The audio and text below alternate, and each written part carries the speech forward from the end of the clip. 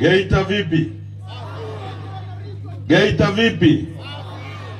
Mko tayari?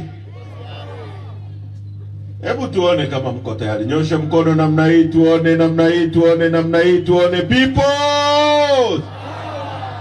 Hakuna kitu hapo. People! Asante. Sasa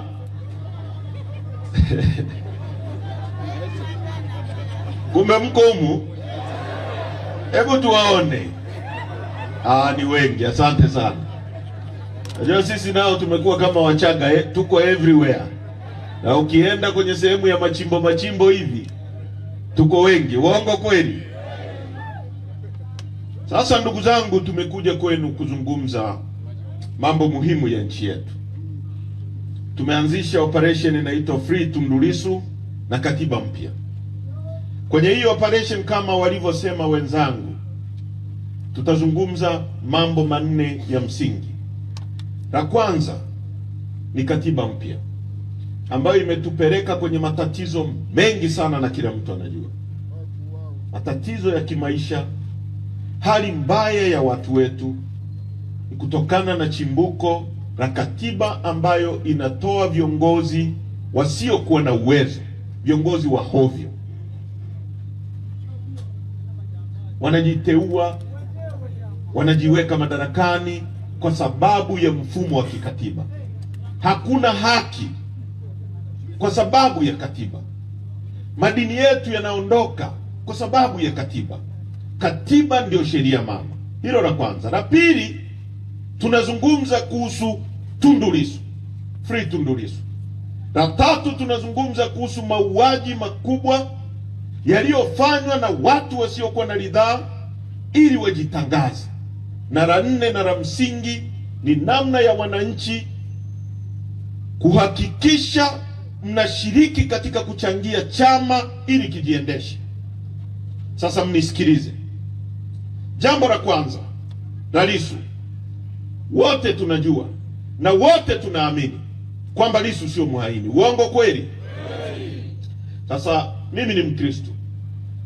Shehe, sisi wa Kristo tunaamini Yesu Kristo aliuawa au aliwambwa msalabani kwa sababu ya dhambi zetu, ili abebe dhambi zetu. Uongo kweli? Na ili afute dhambi zetu. Leo mimi naamini Lissu yuko ndani kwa sababu ya kubeba matatizo ya Watanzania, dhuluma mnayosababishiwa, wizi wa uchaguzi, mauaji, kupora ardhi, maisha magumu.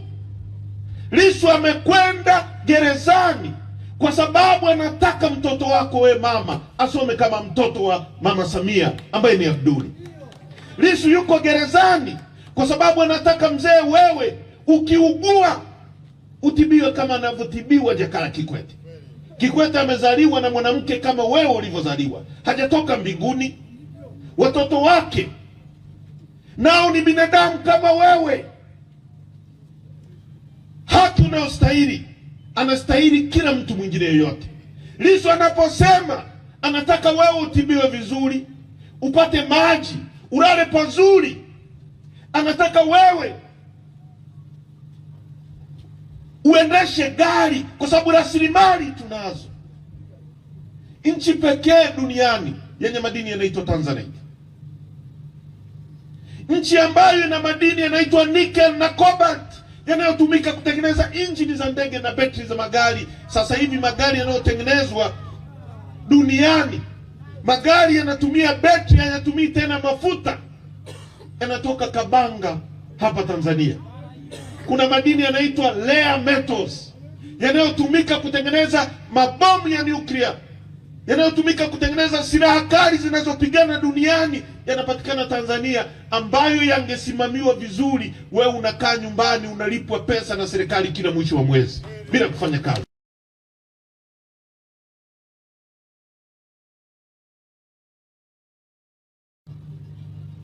Nchi yenye mlima mrefu kuliko yote Afrika, wa pili duniani. Nchi yenye ziwa lenye kina kirefu kuliko yote Afrika, la pili duniani. Nchi yenye ziwa pana kuliko yote Afrika, la pili duniani, ziwa Victoria. Nchi pekee yenye mbuga kubwa kuliko zote dunia nzima. Tuna gesi. Hii gesi mnayopikia majumbani, futi za ujazo trilioni 54.5. Watu wetu ni maskini kwa sababu ya ujinga wa watu wanaoongoza nchi hii. Mungu ametupa kila kitu. Lissu anataka hivyo vitu vitumike kwa ajili yako. Anataka uishi pazuri, ulale pazuri. Leo Lissu yuko ndani kwa sababu anakupigania wewe. Kama Yesu alivyokuja kubeba dhambi za watu, Lissu anabeba maumivu yako leo gerezani. Ni lazima unapokuwa hapa nje leo uwepo kwa ajili ya Lissu. Na sisi tumesema kwa mara ya